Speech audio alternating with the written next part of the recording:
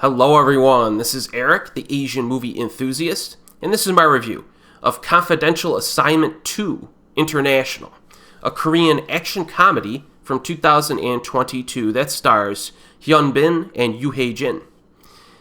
In New York City, the leader of a North Korean terrorist organization is about to be transferred to Pyongyang when the FBI officials are attacked by North Korean gangsters and the prisoner escapes. He sneaks into Seoul using a fake passport and also a huge sum of money with the help of his partner, a former agent and scientist. Learning this, the North Korean government sends an officer of their special investigation team, played by Hyun Bin, to Seoul again for a second time to catch the terrorist and retrieve the money. He reunites with South Korean detective, played by Yoo Hae-jin, and they team up to catch the bad guy.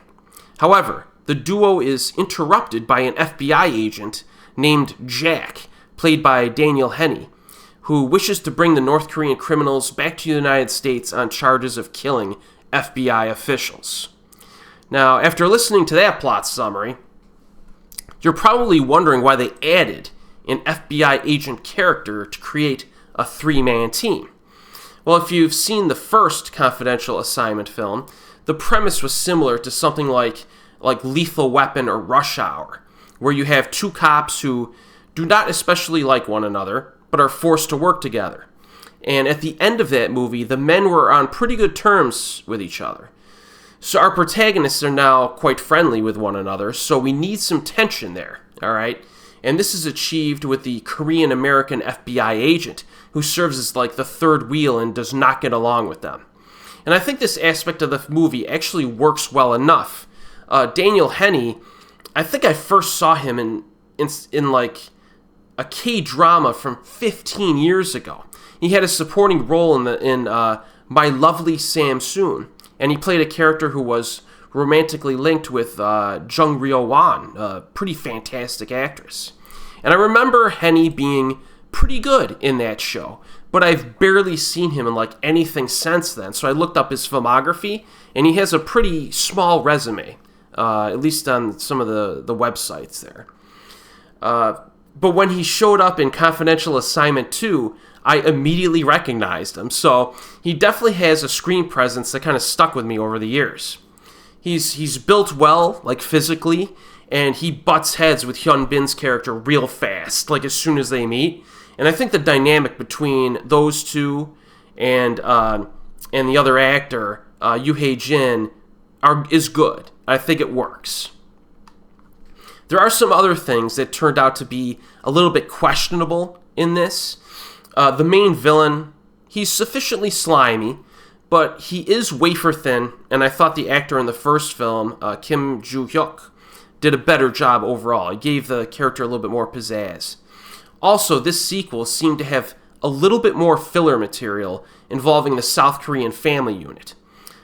In the prior film, Hyun Bin was almost always there to balance out the family drama stuff because they had to interact with this North Korean agent, and it was good. That's not always the case here. You know, I really do not care about that South Korean family unit in and of itself. You know, it's more interesting when they're interacting with the foreign characters. Well, parts of the opening half hour in this film are kind of boring, because for some unknown reason, they focus on this cop's family life, you know? And it was a little bit of a problem early on. Later on, however, you know, the daughter kind of tags along with the cops during, like, the last act of the film, and those situations were more entertaining. So, you know, the family unit in and of itself isn't a problem. It's just that when they just focus on it alone is when I get a little bored with it, you know? So there was a little bit of downtime in this one. But what about the action? Well, early on, there's a good shootout in the middle of New York City, or at least that's where it was set. I'm not sure where it was filmed. Nice use of firearms in that scene. And once Hyun Bin arrives in South Korea and starts interacting with people around like the 25 to 30 minute mark, things pick up again. And we get a nice fight on a rooftop where he uses unconventional weaponry again. You know, a callback to, you know, that weird scene in the first movie where he used a wet toilet roll in a cup or whatever. But in this film, he uses a different weapon, and I'll let you see what that. It was quite amusing, and I could imagine that it would work in real life. There's a good shootout in a nightclub, and there's a finale on a skyscraper, like in and on top of a skyscraper, that was satisfying enough, despite the use of some weird-looking green screen and CGI effects. But it's only in a few instances. So, I would say overall, I do recommend Confidential Assignment 2. I think I enjoyed the first film a little bit more than this one, but this is entertaining. Currently available streaming on Daily Motion. That's the easiest way to find it.